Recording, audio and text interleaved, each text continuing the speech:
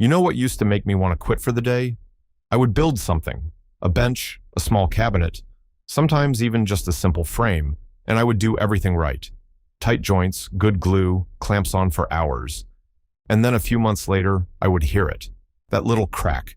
Or I would see a gap opening up where there was no gap before. Wood moved, and my joints could not handle it. I spent years blaming the wood, blaming the humidity, blaming the glue. Then, about 6 years ago, I visited a maritime museum in Oslo, Norway. And in one of the lower galleries, they had furniture recovered from a Viking burial ship dating back to roughly the 9th century. Over 1,000 years old, no nails, no glue, and the joints were still holding. Some of them were still tight.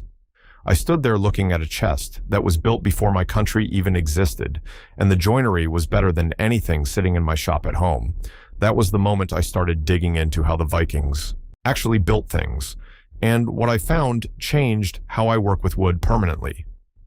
Today, I'm going to walk you through 5 specific Viking joinery methods that most modern woodworkers have never seen, and I will show you why they work so well that builders today still cannot figure out how they lasted this long. Plus, stick around to the end, because I have a Viking layout trick that replaced my marking gauge for certain joints, and I think it will do the same for you. Let me show you what I found. Viking woodworking is not some romantic lost art. It is one of the most practical, problem-driven building traditions in human history. And the joints these craftsmen developed are directly applicable to the work you and I do in our shops right now. Once you understand the thinking behind them, you start to see modern joinery differently. So let me give you some context on who these builders were and why their approach still holds up. The Viking Age ran roughly from the late 700s to the mid-1000s, mostly across what we now call Scandinavia, so Norway, Sweden, and Denmark. And here is the thing most people miss. We think of Vikings as warriors and raiders, but they were first and foremost builders. Their entire civilization depended on timber, ships, homes, storage buildings, furniture, tools, sleds, carts. Everything was wood, and they were working in a brutal environment. Cold winters, wet springs, massive temperature swings, and timber that moved constantly because of it. They did not have the luxury of climate-controlled shops. They did not have polyurethane glue or stainless steel screws. What they had was an intimate understanding of how wood behaves, and they designed every single joint around that understanding. The core philosophy, if you want to call it that, was simple. Do not fight the wood, move with it. Every joint they built assumed the wood was going to expand and contract, twist and settle. Instead of trying to lock everything rigid and hoping for the best, they engineered movement right into the connection. That is the opposite of what most of us were taught. We were taught tight is good, tighter is better, and if it moves, you did something wrong. The Vikings knew that was a losing battle. They built joints that breathe, and that is why their work is still here, and a lot of ours is not. The first method I want to show you is the wedged half dovetail. This is the joint that stopped me in my tracks at that museum in Oslo. It looks like a standard half dovetail at first glance, an angled tenon that slides into a matching socket. But here is where the Vikings added something clever. After the tenon is seated, they drove a small wedge, usually oak or ash, into a thin kerf cut in the end of the tenon itself. That wedge forces the tenon to expand inside the socket, locking it mechanically from the inside. Now here is why this matters. In a conventional half dovetail, the joint relies on a tight friction fit, and that works fine on day one. But as the wood dries and shrinks, that friction disappears and the joint loosens. The Viking wedge solves this because as the surrounding wood shrinks, the wedge keeps outward pressure on the socket walls. The joint actually gets tighter over time instead of looser.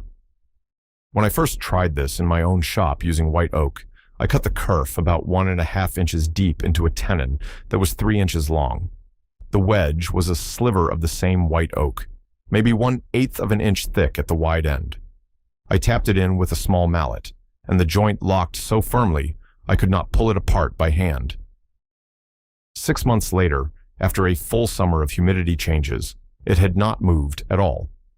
That was the moment I knew this tradition had something real to teach me. The second method is what I call the blind mortise with expansion chamber. In standard modern practice, When we cut a mortise, we make it as precise as possible. The tenon fits snugly on all four sides, and we glue it in place. The Vikings did something different. They intentionally left a small void at the bottom of the mortise, roughly 1/8 to 3/16 of an inch of empty space, below where the tenon would seat. This was not sloppiness. It was engineering.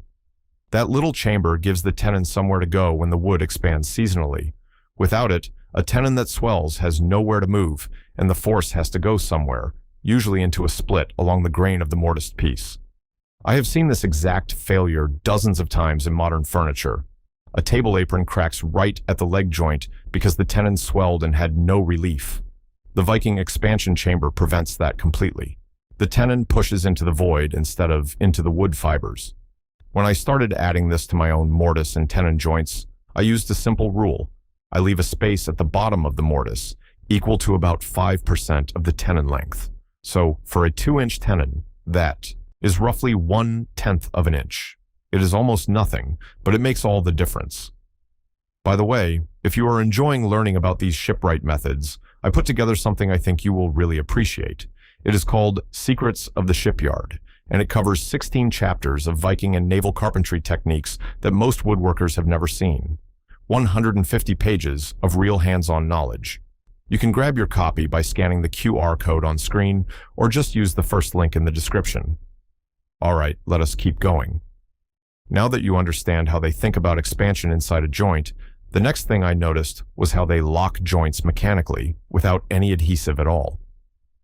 This is the tapered tenon lock. Instead of cutting a tenon with parallel sides, Viking builders would taper the tenon very slightly, usually about 2 degrees over its length.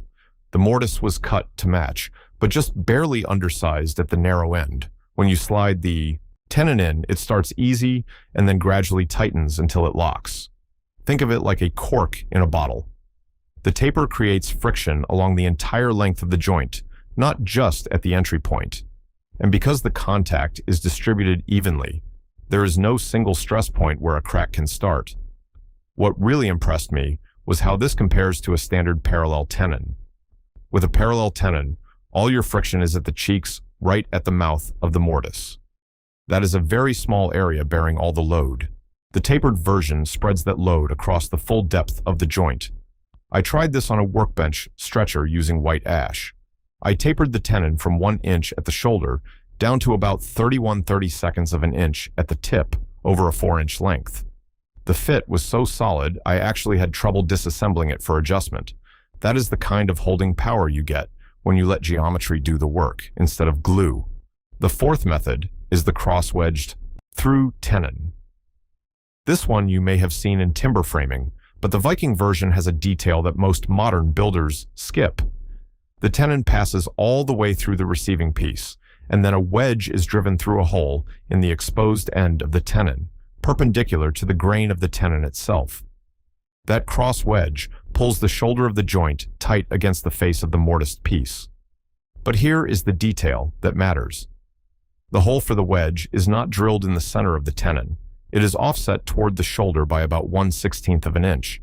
This means when the wedge is driven home, it actually draws the joint tighter because the wedge is pulling the tenon back toward the shoulder. It is a self-tightening mechanism. Most modern versions of this joint put the hole dead center, and the wedge just prevents the tenon from sliding out. It does not actively pull anything tight. That 1/16 of an inch offset is the difference between a joint that holds and a joint that holds and improves with age. I use this now on any through tenon where I want a draw board effect without drilling for a peg. It is faster and just as strong. The fifth method is one I found in Viking ship construction, but it applies beautifully to furniture. It is the keel scarf joint. When Viking shipbuilders needed to join 2 long planks end to end, they could not just butt them together. They cut long, angled scarfs, usually with a slope of about 1/6, meaning for every 1 inch of thickness, the scarf ran 6 inches long. Then they clamped or lashed the 2 scarf faces together. The genius of this joint is the angle.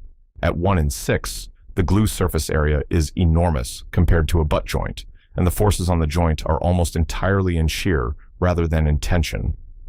Wood is incredibly strong in shear. A butt joint puts all the stress in tension, which is wood's weakest direction. I adapted this for a long tabletop I built last year where I needed to join two boards end to end. I cut the scarf at 1:6 in white oak, glued the faces with regular wood glue, and clamped it flat. After it dried, I could not break the joint. I tried. The wood failed next to the joint before the joint itself gave way. That is what good geometry does. Let me share some patterns I have noticed over the years, things I used to do myself, that this Viking tradition handles completely differently. The first pattern is relying on glue to hold a joint together. Most of us treat glue as the primary structural bond, but the Vikings treated mechanical fit as the structure and used no adhesive at all. When you engineer the geometry correctly, the wood holds itself. Glue becomes insurance, not the load bearer. The second pattern is cutting joints as tight as physically possible with no relief for movement. I did this for years because I thought tighter meant better. But what the Vikings understood is that a joint with no room to breathe is a joint waiting to crack.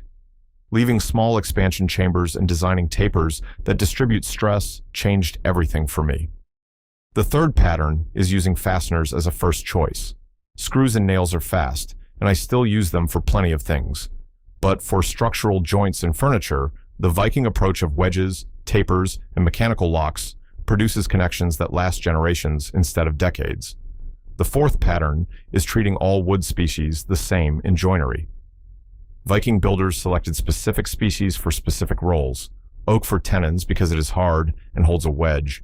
Pine for panels because it is light and moves predictably.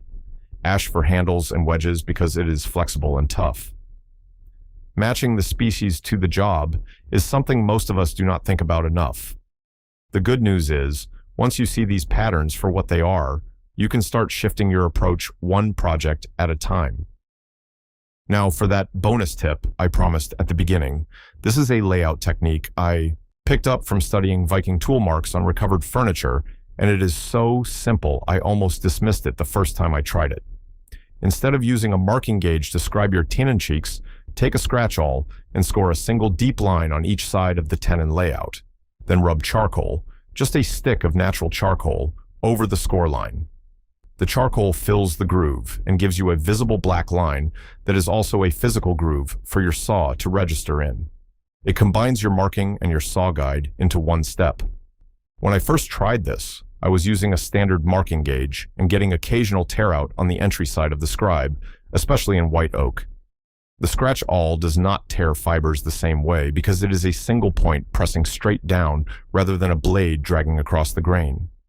My tenon layouts got cleaner, and my saw started tracking better because it had a defined groove to drop into from the first stroke. I keep a stick of vine charcoal in my apron pocket now. It costs almost nothing, and it works on every species I have tried it on. It is the kind of quiet little trick that nobody writes books about, but once you use it, you wonder why you ever did it any other way. Before you head out, I want to make sure you know about my book, Secrets of the Shipyard.